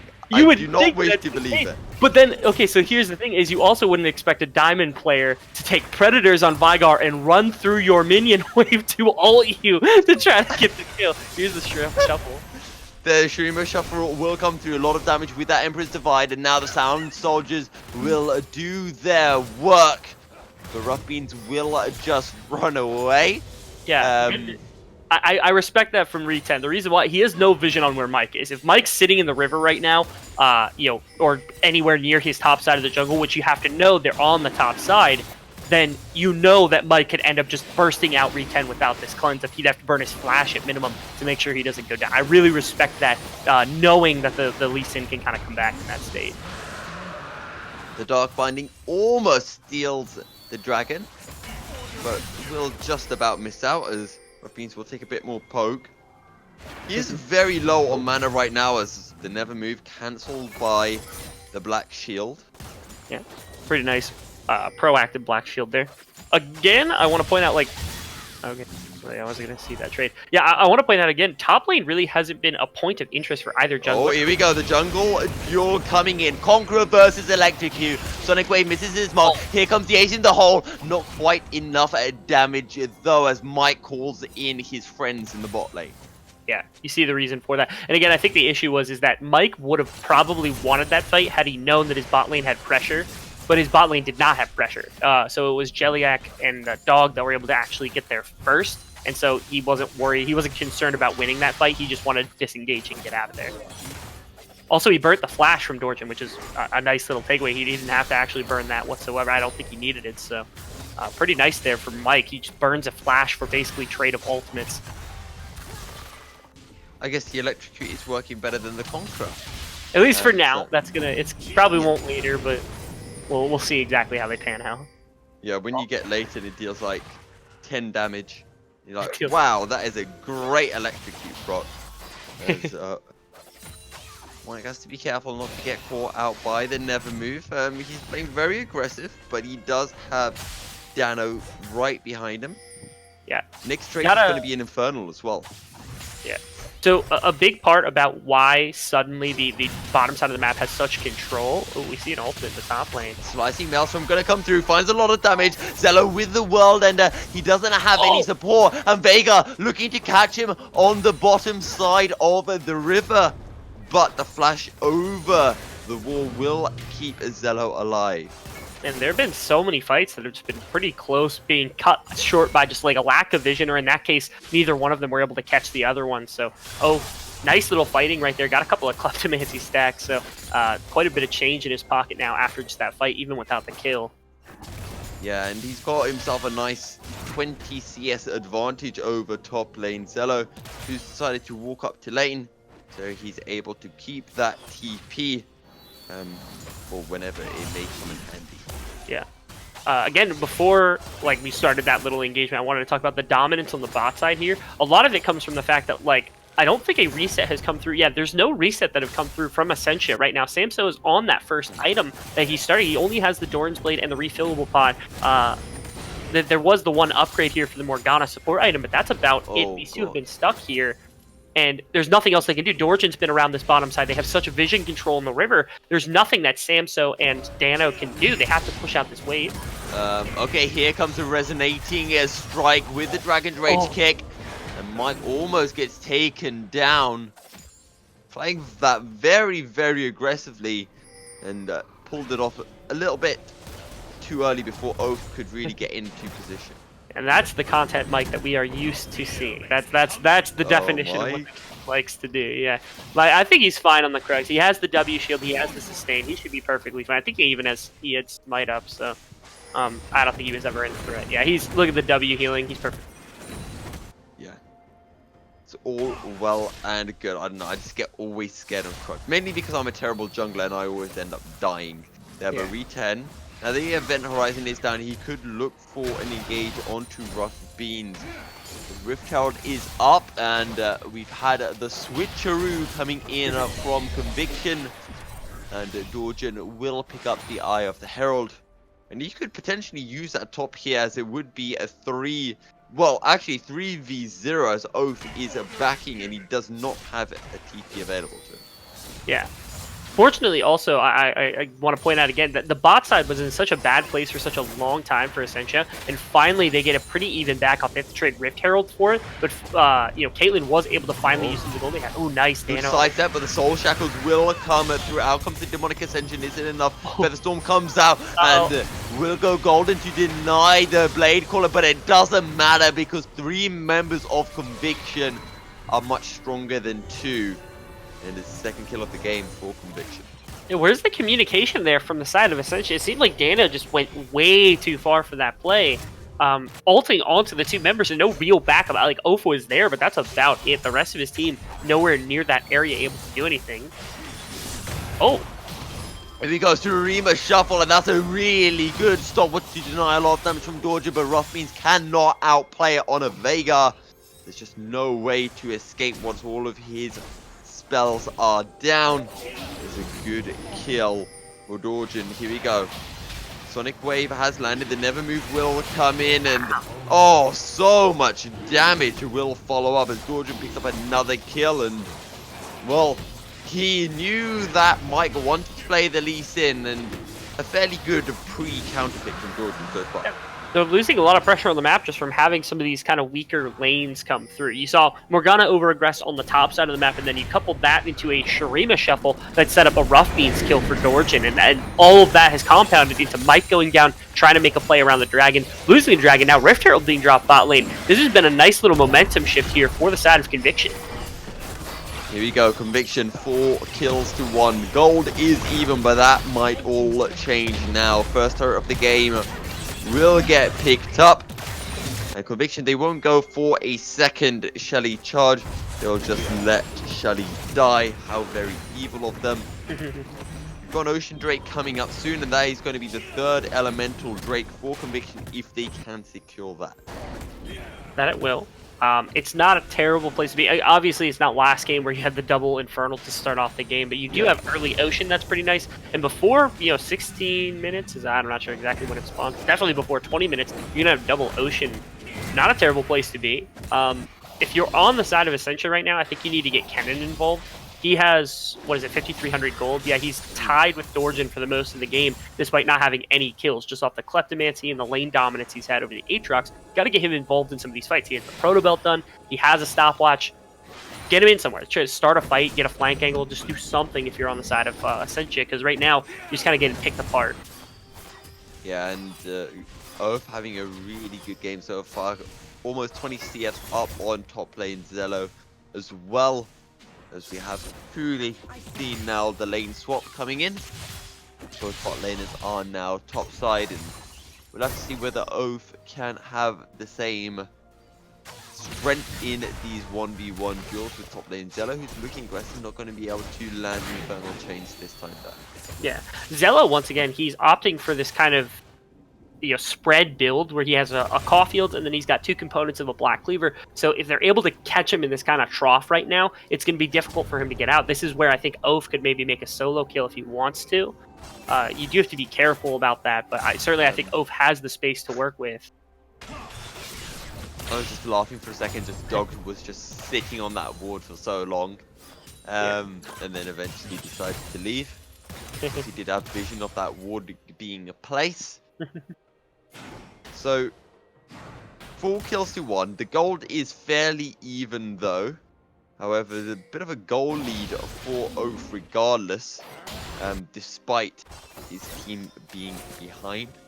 What is the next step here for Conviction? For Conviction, so they're working in the Kha'Zix very, very nicely into their composition. I really think they can start to take more skirmishes in the river and into invades and things along that sort. We see a defense here of this tower. This is rough. Oh no, 4-man dive coming in. The never move will follow, and the Eye of a Vision seals the deal. As that's a good dog finding that will land, but is there enough follow-up? As here goes the Azir. Event Horizon comes out. Re-10 will flash away from the Dark Matter. Flash forward from Dorjin. Can he find enough damage? Is zoned away by a second Dark Matter. And it's just going to be the 1 kill from Conviction so far. Yeah, right now, again, Conviction playing very, very well. They're rotating a lot faster than Ascentia is able to respond to it at the moment. And there's no really good, teleport or flanking play happening right now from the side of Ascentia. You've got Kennen, you've got Vygar. They can set up plays a little bit more proactively. They have Morgana and Caitlyn for pick comp. I'm not sure that Dana was able to be pulled through the Black Shield there. But yeah, right now they're just getting, aggressed on constantly, and they're just losing those aggressions because they're not the first ones there. That's the issue. Nevermove finds his mark this time as a Black Shield is down, but just Doug did not want to follow up on that, did not want to get into turret range. The game's starting to slow down just a little bit, but we do have that second Ocean Drake of the game spawning in under a minute, which could be the focal point of a potential fight in this bot side of the map. As actually we're seeing Rough Beans making his way down to catch out top lane Zello, and he should be able to arrive in time. He does have the Predator available. Not quite just yet. World Ender coming through. Is it enough movement speed? Not quite, but top lane Zello will flash over the wall just to be super safe.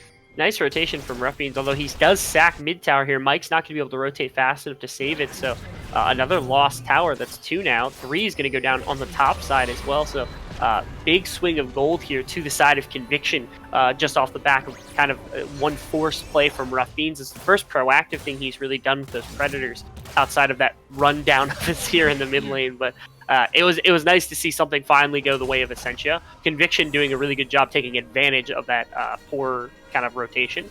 Dragon's still being taken here from Mike though, so he should be able to secure this Ocean Drake for his team. It's helpful for Vygar and for Morgana when they're in this kind of siege mode where they just want to defend around objectives. It's not a terrible dragon for them to have, so I don't mind that they take a little bit of pressure off the map. Those 2 towers in mid and top were already pretty low, probably going to go down anyway, so they get something in terms of the flash from the Aatrox and the Ocean Drake. There's not tons more I would ask for them if they're just trying to play more of a defensive style. And we're going to be getting a 3rd Ocean Drake as well. Might get an Infernal Drake after that as well. You never know. We might be in for a real treat as the Nevermove finds his mark again, and the Vision of Empire, good sidestep on the Dark Binding. but Conviction will play it sensibly and will not overchase into what is a very blind jungle at the minute. Yeah. I do want to kind of look across the gold leads at the moment because I think it is important to note where the gold leads are. About 1,500 in terms of Dorjin over Mike at the moment is pretty significant. You've got about 300 on Azir, about 700 on the Zaya, but another 1,000 or so, 1,200 or so on Dog, just over the Morgana. So these aren't massive, like 2,000, 1,000 gold leads on your carries primarily. A lot of it's on the Swain, a lot of it's on the Kha'Zix. So those are champions that might struggle at some points. Ooh. Oh, so much damage coming in. Primordial Burst. And that's a really good Feather Storm to deny what could have been a potential kill for Rough Beans. It looks like Ascentia actually might Oh, look Sonic Wave Resonating Strike comes in, but the Emperor's Divine. Oh my god, the damage is there. Jetty Jack picks up the kill. Dark Binding, though, going to land on the Sway. Never move. Can't quite find its mark. With the potential turn around here as Dorjin finds a fair bit of damage onto Dana, but not quite enough to find a kill. I'm not sure it was so much the damage, so much as the lack of resistance here from Mike. Because he was going into 2 damage dealers. He has only the Ninja Tabi, and Azir does do quite a bit of damage with this Nashers and the components here of the Ludens. So a little bit rough for him to go in that quickly. Kind of got denied pretty fast. Is there a difference, though, between saying those two things? Between saying too much damage and not enough resistance? Yeah. I mean, as a color there is. As any other human being, there's not. Yeah, as... Gotta look for... Oh, actually, he's... Oh, Dark Binding's actually going to be able to find his mark as Samso picks up the kill. And Ascentia, sorry, and Conviction just overstepping their mark just a tad. And, oh, the Kha'Zix in with the flank, but it's not quite. He doesn't find the kill quick enough, and he will get taken down as the feathers come out, but it's not enough to take down Mike. Oh. And now the Event Horizon, they find a CC, and the Primordial Burst will secure the kill as the turret just helps Rough Beans out a little bit. That it does. Really nice set of plays here. So somehow some good fortune going the way of Ascentia. Here's a flank. Oh, that's going to be the Slicing Maelstrom in. Nothing that Dog can do about it. He'll go golden. He'll flash out. Actually, has he found a way out of this? He finds the Never Move, but he's not quite enough to find a kill. Almost got out of that, but did burn his flash in the process. I think Samso didn't put the trap down in quite the right location, so it didn't ruin him the second he came out of that golden state. But nice, again, nice set of plays. Somehow, they started off with a pick onto Azir. I don't really know what Re-10 was doing that far up, but he basically got walked onto by Dano, like rooted from point blank, and then just died. So that's perfectly fine. Dorjin tries to find a pick onto the Morgana, thinking I think they didn't have perfect vision of Samso, or at least wasn't expecting to be close enough to not get isolation damage. So Dano doesn't go down as fast as Dorjin would have expected, so he gets punished as well. And then the rest of the fight's just a continuation of that. Also, Rough Beans putting on his dancing shoes, outplaying Zello in that top lane as well. Yeah, I'm not gonna lie. When I saw Zello turn up, I thought, okay, this is it. It's over. It just knock out 2 Darkened Blades. It's going to be a dead little Yordle. But Rough Beans played that fantastically well. Yeah, that he did. It was very nice from Rough Beans to see him do that kind of thing. And again, slowly he's starting to scale up with this Vigar pickup. I want to see what his mana is at. He has about 200 bonus mana. He's sitting on about 400, and he's not full AP. He didn't go the Rabadons very early. He has the Ludens, the Oblivion Orb for a little bit more general damage against most of this team composition, but again, the longer this game goes, the worse and worse it gets to be anybody on the opposite team against this Vigar. Not gonna lie, after the last Vega that I saw, I guess any Vega just looks weak and pitiful in comparison. Although Rough Beans is doing a decent job, he's 2-1, and you know, while Ascentia Sentinels are getting pushed back and Conviction do have the current advantage, you know, this Vega is going to scale really, really well. Yeah. Ocean Drake being taken here from the side of Conviction. I think if they were to know, they probably would have turned immediately onto the Baron, try to get something there, but just weren't able to have that information at the time. Yeah, so it's just a free Ocean Drake going the way of Conviction. Yeah, Conviction now can look to push in the mid lane and potentially start to set up some vision control around a Baron. We'll just have to see whether they can find that engage that they need. One big part about this game that I've noticed so far is that Ascentia has done a pretty good job of making sure the ward line from Conviction hasn't just creeped up over the course of the game. Usually when you have the 3 towers, or the 3 outer towers taken this early, you're able to creep your vision up a little further into the jungle, but that just hasn't been the case because Assentia's been doing their diligence in that like shallow side of the jungle to make sure these deep wards aren't spotting them. And it's still stuck at the river for the most. Yeah, you're seeing some of it kind of creep into the shallow parts of this jungle on the opposite side for Conviction. But Ascentia's, they're doing a good job making sure, at least around the Baron area, they're definitely controlling it. So I expect them to make a little push out here in a minute to try to clear out a little bit more of that. Hopefully Dano's able to get his sweeper up and do so. We're going to be getting a Mountain Drake coming up as well, and if that's taken within about 20 seconds of it being spawned, we will be getting 6 Elder Drakes. Sorry, 6 Elder Drakes? Oh my god, right. We'll be getting 6 Elemental Drakes before Elder joins us on the ref. 6 Elder Drakes, you say? Yeah. We're in for a long game, That's Rebel. the late game we're looking for. 6. I've never. Do they continue to stack after the second one? Like, if you get 6 Elder Drakes, does it just last for like 30 minutes? Only one way to find out. No one's ever gotten that far. No one's gotten past 2. We have a Veigar and an Azir. We will do today. I mean, if we have Veigar far enough into the game where he's got 6 Elemental or 6 Elder Drakes, I mean, at that point he can just hit somebody with a spell and they'd probably die. I mean, not gonna lie, if we got that late in the game, I don't think he needs any Drakes to be able to do that. I don't think he'll probably have like 1,000 stacks. At that point, I wouldn't even worry about having AP items. I'd just sell them all, go pure tank, and then just kill everyone anyway. I doubt we're gonna make it that long though. I think instead of going tank, you should just go crit. So you can have 2 forms of damage. 2 forms. It's a terrible idea. Don't do it. It's a terrible idea. Don't do it. Yeah, I agree with that wholeheartedly. Don't do that. Let's see. Okay, important caveat here. So there's a small advantage that is accrued on the Xayah over the Caitlyn. That advantage is now exclusively in the itemization of a QSS. That means that for the next, call it 5 minutes, maybe 10 minutes, depending on how much farm, what kind of fighting goes on. It's actually highly in the it's pretty much even in terms of damage and itemization between these two. Oh, Dorjan. That's a lot of damage, and that wasn't even an execution primordial burst. No, yeah, that was a 100% health primordial burst, knocking him down half of his health. But there's no vision control here from Ascentia. Yeah, they just see it. I think they might have just caught it with the blue ward, but I don't know that they can actually approach this right now.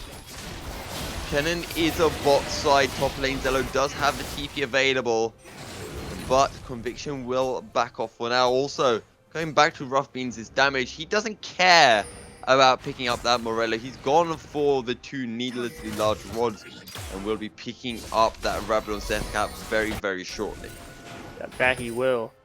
Again, yeah, the fear here, yeah, so Ascentia is starting to get back some of this vision in their side of the jungle, but there's just so much in the pit right now. We see Morgana's got 2 wards, doesn't have a control ward though. In fact, the only control ward here is for Mike. He might need that to actually get in, yeah. It might be kind of rough trying to approach this pit without the wards necessary. Morgana's trying to sneak in a back, but that might actually be not great. That's going to be rough to try to bounce around. And with the likes of Kha'Zix and Azir and even the Xayah, it's going to go down very, very quickly. This Baron's going to go down very quickly, yeah. They might have caught Dano in a really rough position here, trying to go reset his wards. Yeah, they got nothing. They can't contest. Here we go. Conviction, they go for a second time on the Baron, and second time does appear to be the charm, as Baron will fall 29 minutes into the game, and we have that Mountain Drake coming up in 25 seconds, and well, if Conviction can rush that as quickly as possible, we will get a 6th and final Elemental Drake before the much anticipated Elder. That they will. I'm interested to see whether there's contention here from either side. Conviction right now, they have the Baron buff. They could easily just back off and not go for this, but it kind of looks like Ascentia wants to at least compete for it here. Yeah. They have 30 seconds to take it. They know he's on it too. Yeah, I think Mike just has to back off. The rest of his team's not here. They're going to have to see the Mountain Drake too. As long as someone takes it before 30 minutes in, I am happy. And there should be enough damage from the side of Conviction. And doesn't look like Ascentia Sentinels will contest, and Mountain Drake will be secured with 7 seconds to spare, and the final Elemental Drake will be another mountain. So 2 Mountain Drakes, that will really help with the sieging potential from Conviction. Yeah, a 6th Elemental Drake. I want to know what it is, actually, now that you mention it. I can't see it on the wall, actually. I don't know. It's a Mountain Drake. It's another Mountain Drake, yeah. Yes. So yeah, like, again, that's something super helpful. You see how fast they're taking this objective with the Baron and the Mountain Drake already. Another turret falls. Oh, wow. Look at the damage onto Dog. And that wasn't even with a Primordial Burst. That was just a QW combo. Yeah, again, Ruffy does have plenty of damage. This is a good composition for stalling out Baron pushes. You have Vigar with plenty of damage. You got Caitlyn with the trap line, Morgana with the binding. It is difficult to try to get in on top of the towers when you get close enough to the base. So that is the one positive that comes out of the composition. Ruffy. Oh, wow. Get outplayed. Yeah, the outplay right there. I want to see how much AP does he actually have. He's got 770. I think that was 2 spells, right? That was Predator, yeah. Q, and Ultimate. Like, that's all it Does took. Predator give you extra damage? It gives you extra... So I've always been confused whether it gives you extra damage on an ability, but I'm pretty sure it's the first damaging ability that comes out. Okay. Yeah, damaging damaging ability you hit somebody with gets bonus damage. So it's 25% of your AP, which in this case for Vigar is literally like 200 damage plus an extra like base damage, which right now I think is somewhere in the realm of like 170. So you're talking there's like 350 bonus damage on a Q right there plus the ultimate. Oh, hang on. So why doesn't everyone just go Predator Vigar right now? That's literally all that's in my mind. His laning phase is really weak. Taking something like Comet can be really, really good to get some poke down, try to force your laner away from you during the laning phase, get some additional poke for maybe some kill threat. You can do things like Glacial Augment, which is similar to the Ahri for some utility in that case. But in this one, I think he knew neither one of those was a great choice because the Azir is just not going to be affected by either. So he just went Predator to roam around, and that's what you saw right there. His mobility was able to catch that Dorjan out. And that actually almost put us an end to this Baron push. They might look for a top lane play, but I just don't know that they're going to be able to find it. Okay, so my personal opinion on Vigar is this. Rebel, as he takes a fair bit of damage, is especially into this matchup with Azir. Azir's got a few items, but this mid game is where I feel that he tends to fall off in power, but once he gets those 6 items in, he becomes really big once again. Whereas with Veigar, he's strong at this kind of mid game, but then he falls off getting into late until he gets really late and you get loads of stacks on him. I think what it is... Or am I an idiot? So Azir has to be very, very aggressive now with the changes to his range in the past to make sure that he can utilize all the damage in his kit. He has quite a bit with the items he has completed right now, but really outside of just poking with the Q, it is a little bit more difficult, a little more risky to try to play. Vigar's the same vein, but the difference is Vigar has massive burst damage with the ultimate and E to lock people up in the right situation. He's a little bit more of just like a pure team fight presence than Azir can be. Azir can carry through a fight, but Vigar can stand in the middle of a fight and start to contribute in ways that Azir just can't. That's kind of the difference. That's what all gets taken into effect when it comes to scaling. It's like both these champions scale in very different ways, but they're both very good in the later stages of the game simply because of the way their champions are designed. And there are the Kate traps to prevent Conviction from pushing forward too much. However, that's not going to stop top lane Zelo, who's in the bot lane, unlike his name suggests, as Mike flashes into the brush, gets off the Dragon Rage Cake. Oh, that is a really good safeguard away to deny the never move CC, and not even close.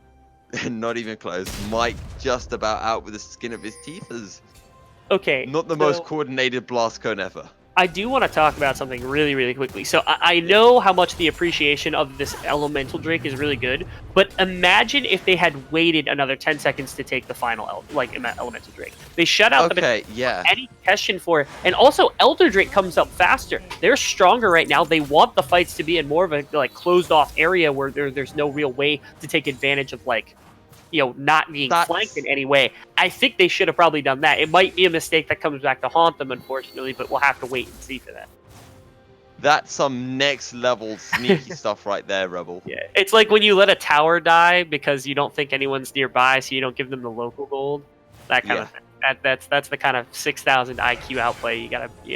See, I know you stole that line from Worlds, right? What, 6,000 IQ outplay? No, the whole thing about giving away the local gold, because That's always been a thing ever since. Yeah, they literally talked about that yesterday regarding perks. I mean, yeah, I forget who it was. Yeah, this is the only worlds that matter. That's right. This is the only worlds we're talking about. The first time I heard about it actually was I remember Bjergsen doing it on TSM like a year or so back. So I remember that's the first time I was introduced to the idea that like, oh, you can let a tower die, not give away local gold in some situations simply because it's going to go down eventually. So yeah, I mean that's just I don't know. It just depends on the situation. I quite like the one where you're pushing in wave and you don't take the turret, so you let your minions take it, and the turret like takes 3/4. Takes minions, yeah, takes 3/4 of the minion. Yeah, that's pretty commonplace as well. Ooh, rough beat. Wait, is that a Q? Oh my god, that was a Q. That was a Q. Okay, wait, I need to see what magic does this build. We got Merc Treads, we got a Spectre's Cowl, we got a Q. No, that was on Jellyjack. I know it was, yeah. There's 3 magic resist items on this whole team, so if Rough Beans hits space, this is going to be rough. Beans. He's got a Void Staff as well, so even if they get magic resistance, it's not really going to do much. Yeah, so this time, Conviction actually doesn't have the deep vision that they had last time, so they don't know when it is that Ascentia is actually able to contest. And knowing that Rough Beans has all this damage, the Predator, the E to come out, they can actually zone them away from the Baron Pit. That was super respectful from Conviction. I think if they had stayed on it, they would have gotten it in time, maybe lost the ensuing fight, but it would have been very, very close. So Conviction just not willing to lose the advantage they have right now. Ascentia Sentinels stay doing a decent job. They just need to keep vision around and try to delay Conviction for as long as possible. Let this Veigar scale up more and more and more. I mean, he's already practically one-shotting people, but he could one-shot people a bit better. Oh no! Oh my god! Oh my goodness! The Q! It first. Just bait out the Zonian. Yeah, this ultimate, by the way, at max damage, it does about 2,000 damage, which I don't think it kills the Swain. Without even the execution on it. Oh wow, look at the damage coming through from the headshots. Not quite enough to find the kill, but Rough Beans is just so big right now that he can find a kill instantly. Ace in the hole finds a fair bit of damage, but is this the turning point for Ascentia? The mid lane outer turret will fall as the Dark Binding will land. Yeah, the longer this game goes, the better off Ascentia is. The problem is just that, like, it seems like Conviction hasn't been really... Oh, no. Oh, no. Oh, no. Feels bad for Dano. He's backing on a ward. He didn't even know it. Oh, Ruffy. Oh, Rough Beans might be getting taken down. The flash away Event Horizon was set up. Fair bit of damage coming through, and there comes the Sonic Wave Resonating Strike. Will cancel the Infernal Chains, but with Dano down, well, Conviction have decided that they want to look to the Baron. Can Veigar ult Baron? He cannot, no. Okay, Yeah, it's a target. That's a very good thing. Yeah, it's a very good thing. Otherwise, he'd probably be the best champion, just in general for this late game. Yeah, just walks up to a Baron, just one-shots the Baron by himself. Yeah, it would be crazy. Like I said, they're paying very, very heavy respect right now to Ascentia's composition, knowing that they can dominate around this kind of closed space with the Veigar E. But I think, again, they've been paying too much respect to this team for too long. I think eventually they need to make a flash to play. There we go. Oh, that's a big Emperor's Divide, and they take down Mike. There is no smite left. Rough Beans can't do anything about it. Oh, looking to try to find something onto Re10, but he'll be forced to back off Baron. Secured for Conviction, and they can make the push onto Ascentia's base. They are yet to crack open the base, and there is an Elder Drake spawning in 40 seconds, which means Conviction have the chance of getting the Elder and Baron buff for what will be a very, very strong siege. That it will. It'll be difficult to manage, even with the likes of the Veigar and the Caitlyn. It's going to be very difficult to manage anybody that has like a second Baron buff coupled with that Elder Drake with 5 Elemental Drakes to back it up. That's so much damage, so many flat stats to have to work your way through. like I said, this game has been so weird because I feel like Ascentia's had ways to get aggressive and they just haven't used. Biggest one to me is Oaf. Oaf has just been in a side lane all game, farming up, not really doing anything. He's had TP off cooldown forever. Oh, Dano. Oh, here we go. Another Shurima shuffle. They find Dano. Forced to use the stopwatch. Dano will get taken down once again. Rita taking a lot of damage. The headshot will seal the deal as it's a 1-4-1. Never Move not going to be able to find his mark. Ruffy's, what can he do? Oh, so much damage. A good stopwatch coming in, but now potentially the collapse to follow. The Darkened Blade is big. Conviction. Oh, huge. They find 4 kills. The TP is late, and Oath will kill himself in the process. He'll take down Dorjan, but that is it. Sorry, he takes down Dog as well. It's 2 kills for 1. But now it is 2 members from the side of Conviction looking to end this game right here and now. I don't know that they're able to. I think the timers might be just a little too long. They still have Baron. They might try for it. This fight, yeah, you're seeing in the replay right now. This is just it was all Vygar going forward, trying to get a little bit more aggressive. They're on the Nexus. The final Nexus turret has fallen. Dano will get taken down once again, and Conviction will pick up the game and take their score to 1 game apiece.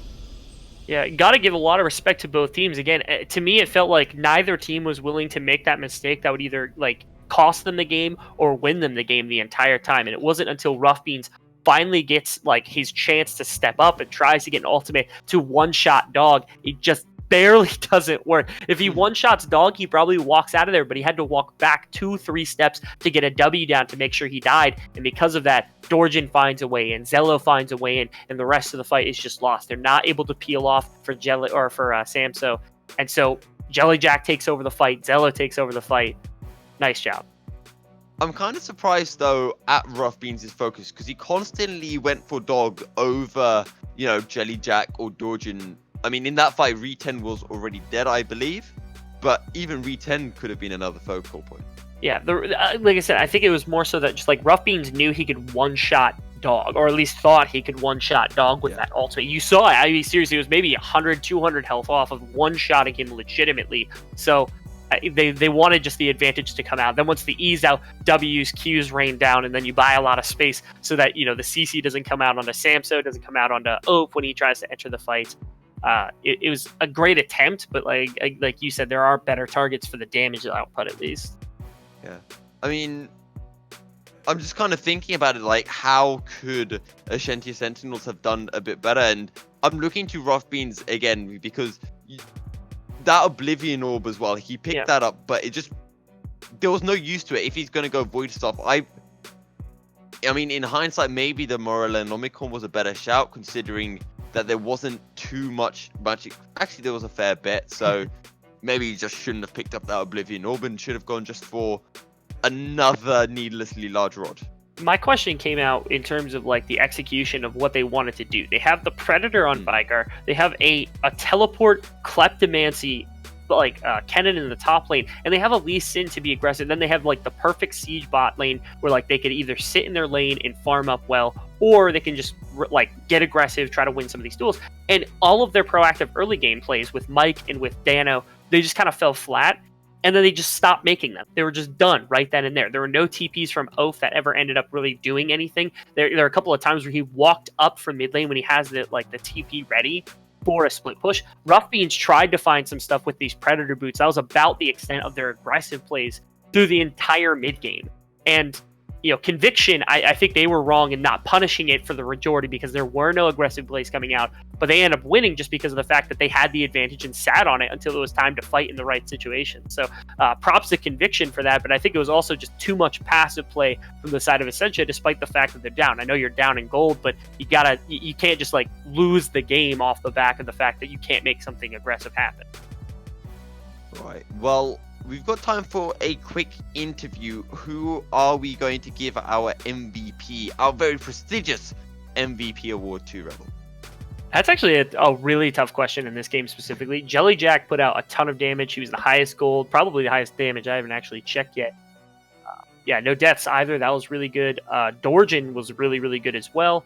I thought he was all over the place, making plays happen. Dog I mean, he was soaking every bit of aggression that could happen. I thought the early game Jellyjack succeeded mostly because of dogs. So, what are your thoughts? I'm tempted to give it to Jellyjack, not just because his KDA is very impressive, but also the amount of times, because at the start Rough Beans was focusing on Jellyjack, but Jellyjack was just on point with the Featherstorms, and I think Rough Beans kind of just decided from that, I don't want to focus on this Zyre anymore. Yeah, I'll give that, yeah. Okay. Hello? There's on the ABL car on me. How's it going, dude? It's going alright. Oh, wait, what the fuck? I got moved. Yeah, we stole you. We're different people. We're not your team anymore. We're figuring out our stream schedule. Yeah. Yeah, we brought you in for an interview. We elected you as the MVP for the game. The MVP? Yeah, MVP for the game. Yeah, that's what we decided. So Really? First off, let's gauge your thoughts on how the game went. Yeah. Well, the first game was kind of awkward. We just gave him playing, I don't know, Olaf's OP, so we didn't play around him, right? Mm-hmm. And we had a Garanimi bot lane, which we've never played. Well, like we played it on our old team, but not with them. Mm-hmm. So we kind of inted a little bit, didn't play around it, right? And it was our first game in a while. And then, yeah, second game, it was just, holy shit, that was just so slow, and Vigar was so OP. But it worked out, because I pressed R, Zealous pressed R, everybody else pressed R, and Dog just kind of died, but he pressed R too. He tanked the Vigar ult, which is good. And yeah. His name is Dodge, not Dog. No, it's Dog. Oh, it is Dog, okay. Why are you trying to tell me what my support's name is? I'm not trying to tell you. You said Dodge, I thought. Oh, that's a Dog. Maybe I said Dodge. That's not my fault. And which of you... Someone needs to change my name on the website. My second J is capitalized, I swear to God. Will hurt someone. Shit looks so ugly. That is highly... That is our highest priority. We will get It is, please, thank you. 100%, yeah, absolutely. Speaking about the second game specifically a little bit more, tell us about, early game went pretty well for you guys, then things kind of slowed down. Like, what did you expect from that game in the mid? Did you expect more aggression from Ascentia? Did you guys expect to be more aggressive yourselves? Did you slow it down specifically? Were you trying to ramp up the speed? What was the plan in the middle of the game here? I expected to lose bot lane, or not have prio bot lane, because on paper that matchup doesn't have prio, but if they get hit by Swainies, then of course we have prio. And I thought they were going to use the prio bot lane to invade with Lee Sin, because the matchup's 50-50, but our jungler wanted it, because he's like call one trick. Then I think we have pressure mid, and we're kind of scared of the Veigar, honestly. Like, my mid was talking about how, like, I've never seen it, but it's like Veigar supposed to bring like Predator and Moby boots and just run bot lane, or like top lane. And I was kind of scared of that, but he never did, so we worked out. Yeah. But yeah, their bot lane just didn't have pressure. I don't know if it's nerves or like they're scared, but yeah, be scared. It's good with them. Yeah, go ahead. You guys obviously came back really well in this second game. You're now one win, one loss in Group B. What is the feeling like in your team of making it out of groups? I think we'll definitely make it out of groups, but I'm honestly just sad that we lost it. What scares me is that we lost the game, basically, which we shouldn't. We should, like, in my opinion, we should be undefeated in this group. No flame, but the other teams, like, we should. If we're like losing, if we drop games to them, it scares me for playoffs because of the skill level. Oh, the difference between playoff teams and then these teams. Fair enough. Certain- Well, skill was there for you guys. We saw that pretty excessively in that game too. So, yeah, I gotta at least support that a little bit. I'm done now. Well, thank you very much for joining us for an interview, Jellyjack. Oh yeah, shout out. Shout out to my support for always being there. Shout out to top lane Zealous for holding it down in the top lane, for keeping it while we're playing through bot side. I'm glad he's holding down the top lane. And shout out for Dorjin for being a funny little fuck, and then shout out for RE10 for only dying 3 times that game. Nice. All right. Just kidding, he's better than that. He's on enter. Well, and shout out to Nano. Nano has coach. Nano coach. Oh, yeah. Best drafts, best owner. Sign up for CNV ASAP. We want you. Right. Well, congrats on the win again, and best of luck for the rest of Worlds. Alright, thank you so much. Good luck casting. Cheers. Alright, Rebel, any final words before we wrap things up over here? I don't think so. We've had a wide range of games that have been exciting. They've been quick. They've been long. We saw that one. Vigar went forever. So this is week 1 of ABL, where we have plenty of weeks left to go and plenty of groups we haven't even touched on yet. So I'm excited to see the rest of these teams come out in full force. Well, thank you guys very much for joining us. That was the 4th and final game as Conviction took the win against Ascentia Sentinels. We'll be back next week on October the 22nd for more ABL Worlds for week 2 of groups.